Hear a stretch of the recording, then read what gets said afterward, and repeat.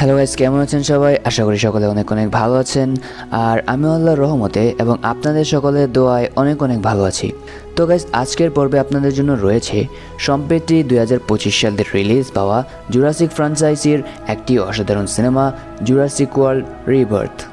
সিনেমাটি যখন আমি বসে বসে দেখছিলাম, আমার তখন মনে হলো এই সিনেমাটি আপনাদের সাথে এক্সপ্লেন করা দরকার, কারণ এই সিনেমাটির গল্পটা খুবই অসাধারণ। So without wasting any more time, let's start our today's video. সিনেমার শুরুতেই আমাদেরকে বলা হয় সালটা 2008। আজ থেকে প্রায় 17 বছর আগে অ্যাটলান্টিক মহাসাগরে অবস্থিত সেন্ট হুবার্ট দ্বীপে কয়েকজন বিজ্ঞানী মিলে একটা ডাইনোসর রিসার্চ ল্যাব করেছিল। সেখানে তারা বিভিন্ন ডাইনোসরদের জেনেটিক পরীক্ষা করত। এছাড়াও ট্রানজেনিক এবং ডিএনএ মডিফিকেশন করে বিকৃত ডাইনোসর তৈরি করাই ছিল সেই সায়েন্টিস্টদের প্রধান কাজ। এবং এখানে আমরা জানতে পারি তাদের গবেষণা অনেক ক্ষেত্রে সফল হয়েছিল। তারা একটা 6 পা বিকৃত ডাইনোসর সৃষ্টি করেছিল, যার নাম তারা দিয়েছিল ডিরেক্স। তো একদিন তারা ডিরেক্সকে নিয়ে রিসার্চ করার সময় একজন বিজ্ঞানী একটা চকলেট খেয়ে তার র্যাপারটা ল্যাবের মধ্যে ফেললে সেটা একটা বুলেট প্রুফ দরজার ভিতরে ঢুকে পুরো দরজার ম্যালফাংশন হয়ে যায়। আর এই দরজার উপরেই ছিল সেই বিকৃত বিশাল ডিরেক্স। তো আমরা দেখতে পাই ম্যালফাংশনের কারণে দরজা বন্ধ না করা গেলে ডিরেক্ট সেখান থেকে বেরিয়ে পড়ে এবং সবাই মেইন ডোর লক করে বেরিয়ে আসলেও একজন ভিতরে আটকা পড়লে ডিরেক্স তাকে এসে জ্যান্ত গিলে খায়। এমনকি তার সহকর্মীরা তাকে চেষ্টা করলেও ডিরেক্সের হাত থেকে বাঁচাতে পারেনি। এরই সাথেই এই সিনটি শিফট হয়। এই ঘটনার পর প্রায় 15 বছর পেরিয়ে যায়। এখন সালটা 2025। বিজ্ঞানীরা ডিএনএর সাথে বিভিন্ন মিউটেশন করে একসময়ের বিলুপ্ত প্রাণী ডাইনোসরকে পুনরায় পৃথিবীতে ফিরিয়ে নিয়ে এসেছে। তবে বর্তমান পৃথিবীর জলবায়ুর যে অবস্থা তা মোটেই ডাইনোসরদের জন্য উপযুক্ত নয়। শুধুমাত্র ইকুয়াডরের কিছু উষ্ণ এলাকায় চারপাশে যেখানে অক্সিজেনের মাত্রা খুবই কম, সেখানে ডাইনোসরেরা এখনও টিকে আছে, যদিও সেসব অঞ্চলগুলোতে এখন মানুষের যাওয়া সম্পূর্ণ বারণ। এদিকে আমাদেরকে নিউ ইয়র্কের একটি সিন দেখানো হয়। আমরা দেখতে পাই নিউ ইয়র্কের রাস্তার আজ খুব বেহাল অবস্থা। চারদিকে শুধু জ্যাম আর জ্যাম, কারণ এক বিশাল তৃণভোজী ডাইনোসর যার নাম ব্রকিওসোরাস সে রাস্তার মধ্যে হঠাৎ অসুস্থ হয়ে পড়েছে। এই ডাইনোসরটাকে দেখভাল করার জন্য কবিও হিল পার্কে রাখা হয়েছিল, তবে সুযোগ বুঝে এটা বাইরে বেরিয়ে আসতেই আজ এই বিপত্তি। এই জ্যামের মধ্যে মার্টিন নামে একটা লোক আটকে ছিল। সে একটা ফার্মাসিউটিক্যাল কোম্পানিতে কাজ করে এক্সিকিউটিভ হিসেবে। আজ সে বিশেষ কাজের জন্য বেনেট নামের একজন প্রাক্তন সামরিক গুপ্তচরের সাথে দেখা করতে এসেছে। আমরা দেখতে পাই এই জ্যামের মধ্যে বেনেট ইতিমধ্যে মার্টিনের গাড়িতে এসে হাজির। এখানে তাদের কথাবার্তার মাধ্যমে আমরা জানতে পারি মার্টিন যেই কোম্পানিতে কাজ করে তারা মানুষের হৃদরোগের জন্য একটি ওষুধের আবিষ্কার করেছে এবং সেই ওষুধের জন্য জল, স্থল এবং আকাশের সবচেয়ে বড় ডাইনোসরের ডিএনএ লাগবে। এবং এই সকল ডাইনোসরের ডিএনএ কালেক্ট করার জন্যই মার্টিন বেনেটকে একটি মিশনে পাঠাতে চায়। কিন্তু এখানে সবচেয়ে বড় সমস্যাটি হলো এই ওষুধটি তৈরি করতে কিন্তু জীবন্ত ডাইনোসরের রক্ত প্রয়োজন, তাও একটার নয়, 3 রকম প্রজাতির ডাইনোসরের। আবার যেহেতু তারা ইকুয়াডরে আছে তাই ওষুধ বানাতে সবাই সিক্রেট মিশনে ইকুয়াডরে যেতে হবে। এখানে মার্টিন বেনেটকে জানায় তারা জলের সবথেকে বড় ডাইনোসর মোসাসোরাস, স্থলের টাইটানোসোরাস এবং আকাশের সবথেকে বড় উড়ন্ত ডাইনোসর কোয়েডাজাল কোটালাসের ব্লাড সম্পূর্ণ সংগ্রহ করতে চলেছে। প্রথমে বেনেট এটাতে রাজি না হলেও পরবর্তীতে টাকার অঙ্ক শুনে বেনেটের মত ঘুরে যায় এবং সে তাদের সাথে যাওয়ার জন্য রাজি হয়ে যায়। এরপর মার্টিন বেনেটকে নিয়ে একজন ডাইনোসর ডক্টরের কাছে যায় যার নাম হেনরি লুমিস। এখানে মার্টিন লুমিসকেও তাদের সাথে যেতে বলে, কিন্তু লুমিস এখানে প্রথম পর্যায়ে যেতে রাজি না হলেও পরবর্তীতে সে ভাবে সে যদি তাদের সাথে যায় তাহলে সে জীবন্ত ডাইনোসর দেখতে পাবে। সেই কথা ভেবে লুমিস এখানে রাজি হয়ে যায়। এরপর আমরা দেখতে পাই তারা 3 জনই মিলে প্রাইভেট প্লেনে করে রওনা দিল ইকুয়াডরের থেকে 402 মাইল উত্তরে সুরিনামের রাজধানীর প্যারামারিভোতে। সেখানে তারা একটা বারে গিয়ে দেখা করে বেনেটের পুরনো বন্ধু ডানকানের সাথে। সে প্রায় 10 বছর ধরেই সামরিক বাহিনীতে কাজ করত। ডানকানের কাছে একটা নিজস্ব জাহাজও রয়েছে, সেটাতে করে তারা পাড়ি দেবে ইকুয়াডর। ডানকান ও বেনেটের মতো প্রথমে তাদের সাথে যেতে রাজি হয় না, তবে দ্বিগুণ পয়সার লোভ পেয়ে আর মানা করতে পারে না। তারা পরিকল্পনা করতে শুরু করে যে কিভাবে সরকারের চোখে ধুলো দিয়ে ইকুয়াডরে পৌঁছানো যাবে, কারণ এটা যেহেতু একটা সিক্রেট মিশন, সরকার জানলে তাদের সমস্যা হতে পারে।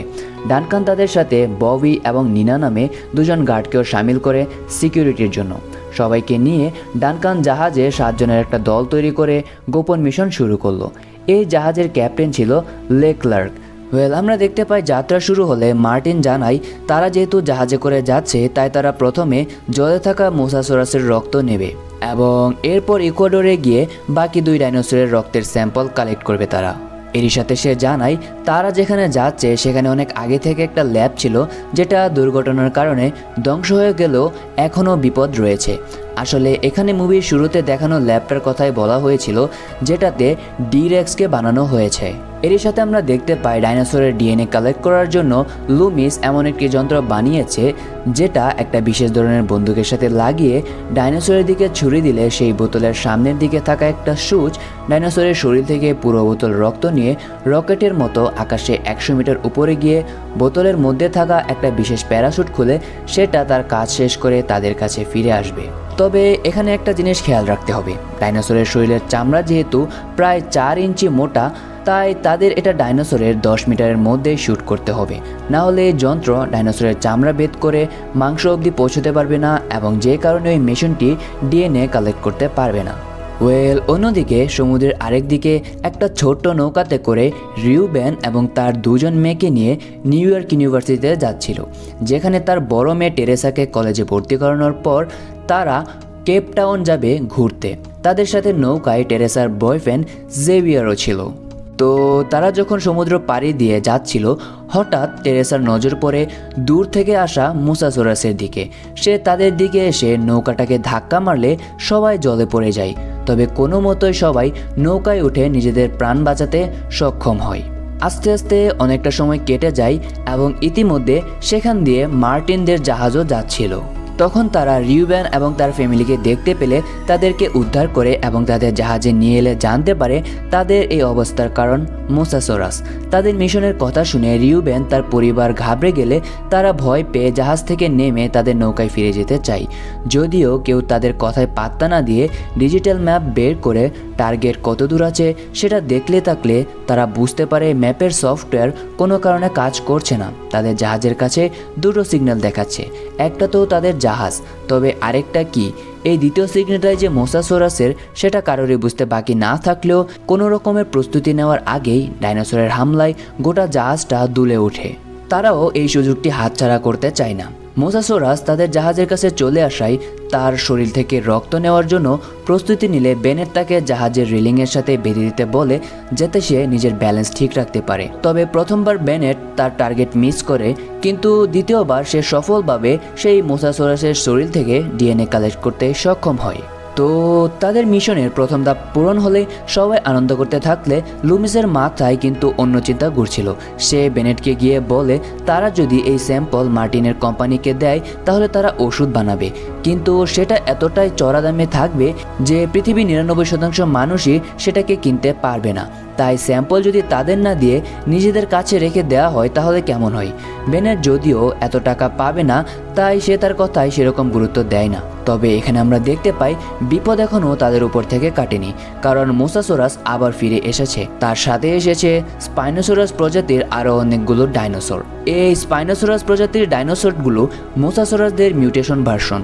তারা এদের শিকার খুঁজতে এবং শিকার খেতে সাহায্য করে। ববি বাইরে এসে স্পাইনোসরগুলোর দিকে হামলা করতে থাকলে পিছন থেকে আচমকা একটি স্পাইনোসরাস এসে তাকে গিলে খেয়ে নেয়। এরই মাঝে অন্য একটা ডাইনোসর এসে জাহাজের উপর হামলা করলে ডানকান বুঝতে পারে পরিস্থিতি তাদের হাতের বাইরে চলে গিয়েছে, তারা এখানে ডাইনোসরদের সাথে লড়াই করে পারবে না। তাই সে সিদ্ধান্ত নেয় কম গভীর জলে জাহাজটিকে নিয়ে যেতে হবে, যেখানে মোসাসোরাস পৌঁছতে পারবে না। এদিকে আমরা দেখতে পাই টেরেসা রেডিওতে মেয়ের সিগন্যাল পাঠাতে গেলে মার্টিন তাকে গোপন মিশন ফ্রাশ হয়ে যাওয়ার ভয়ে আটকে দেয়। টেরেসা ও মার্টিনের মধ্যে কথা কাটাকাটি হলে টেরেসা রাগে মার্টিনকে ধাক্কা দিলে সে নিজেও জাহাজ থেকে পড়ে যাওয়ার উপক্রম হলে মার্টিন তাকে মারার জন্য ছেড়ে দেয়। টেরেসা জলে পড়ে গেলে জেভিয়ার তার প্রেমিকাকে বাঁচানোর জন্য জলে ঝাঁপ দিলে রিউভেনও তার ছোট মেয়ে ইজাবেলকে নিয়ে জলে লাফ দেয় এবং এইভাবে তারা বেনেট এবং ডানকানদের থেকে আলাদা হয়ে যায়। তবে ভাগ্যের জোরে বেঁচে গেলেও সে তার পরিবারকে নিয়ে সমুদ্রের অন্যদিকে একটি পাহাড়ে উঠে আসে। এদিকে আমরা দেখতে পাই মোসাসোরাসের হাত থেকে কোনোভাবে বেঁচে বেনেট এবং ডানকানেরা একটি দ্বীপে এসে পৌঁছায়। তবে স্থলে পৌঁছানোর পর হঠাৎ করে একটা স্পাইনোসরাস পিছন থেকে এসে নিনাকে শিকার বানায় এবং তাকে খেয়ে ফেলে। বেনেট জানায় সে ইমার্জেন্সি টিমকে তাদের সুরক্ষার জন্য আগে থেকে জানিয়ে রেখেছে। তারা সব সময় রেডিও ফ্রিকোয়েন্সির মাধ্যমে নজরে রাখবে বেনেটরা কোথায় আছে।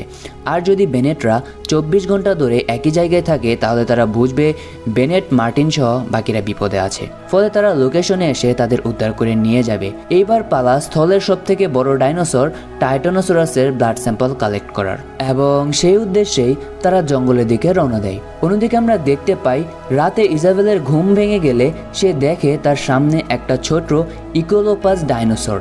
তাকে দেখে ইজাবেলের মনে হয় খিদে পেয়েছে, তাই ওর কাছে থাকা কিছু চকলেট সেই ডাইনোসরটিকে খেতে দেয় এবং সেই ডাইনোসরটিও চকলেটগুলো খেয়ে অনেক খুশি হয় এবং এভাবে ইজাবেল সেই ছোট্ট ডাইনোসরটিকে নিজের পোষা প্রাণী বানিয়ে নেয়। অন্যদিকে আমরা দেখতে পাই সকাল হতে মার্টিনরা বেরিয়ে পড়ে টাইটানোসরাস খোঁজার জন্য। আর এই টাইটানোসরাস যেহেতু তৃণভোজী, তাই এই টাইটানোসরাসের থেকে তাদের বিপদটা খুবই কম এবং এই ডাইনোসরগুলো থাকে এমন জায়গায় যেখানে রয়েছে প্রচুর গাছপালা। তাই হাঁটতে হাঁটতে লম্বা ঘাসের একটা জায়গায় পৌঁছালে তারা বুঝতে পারে টাইটানোসরাসের রক্ত সংগ্রহ করতে তাদের আর বেশিক্ষণ অপেক্ষা করতে হবে না। এসব ভাবতে ভাবতে খুব সাবধানে এগিয়ে গেলে ডানকান একটা আওয়াজ শুনতে পায় এবং তারা বুঝতে পারে এখানেই টাইটানোসরাস রয়েছে এবং তারা দেখতে পায় তাদের সামনে রয়েছে দুটো বিশাল টাইটানোসরাস ডাইনোসর। তারা যখন নিজেদের কাজে ব্যস্ত ছিল তখন লুমিস নিজের স্বপ্ন পূরণ করার জন্য ডাইনোসরগুলোর কাছে গিয়ে প্রথমবারের জন্য তাদেরকে স্পর্শ করে, কারণ সে ভালোভাবে জানে এরা স্থলের সবথেকে বড় প্রাণী হলেও মানুষ এদের বন্ধু। আর এদিকে সুযোগ পেয়ে বেনেট খুব সহজে টাইটানোসরাসের শরীরে সুচ ঢুকিয়ে ব্লাড স্যাম্পল কালেক্ট করে নেয়। তারা যে মিশনে এসেছিল তার 2/3 এখন সফল হয়ে গেলেও তাদের আকাশে উঠতে থাকা সবচেয়ে বড় ডাইনোসরের রক্ত নেওয়া এখনও বাকি। অন্যদিকে আমরা দেখতে পাই রিউবেন এবং তার পরিবার একটি পাহাড় দিয়ে যাওয়ার সময় হঠাৎ জেভিয়ার পাহাড় থেকে পা পিছলে পড়ে গেলে তাকে বাঁচাতে বাকিরাও নিচে পড়লে সামনে একটা নদী দেখতে পাই আর নদীর ওপারে রয়েছে একটি ছোট নৌকা। রিউবেনের পায়ের অবস্থা ঠিক না থাকায় টেরেসা ঠিক করে সে নদীর ওপারে গিয়ে নৌকাটা এদিকে আনবে। তবে সে যখন নদীটা পার হয়ে ওপারে গিয়ে পৌঁছয় তখন সে ওইখানে দেখতে পায় একটি টি-রেক্স যেটি সেখানে ঘুমিয়ে রয়েছে। সে একবার ঘুম থেকে উঠলে নিশ্চিত মৃত্যু।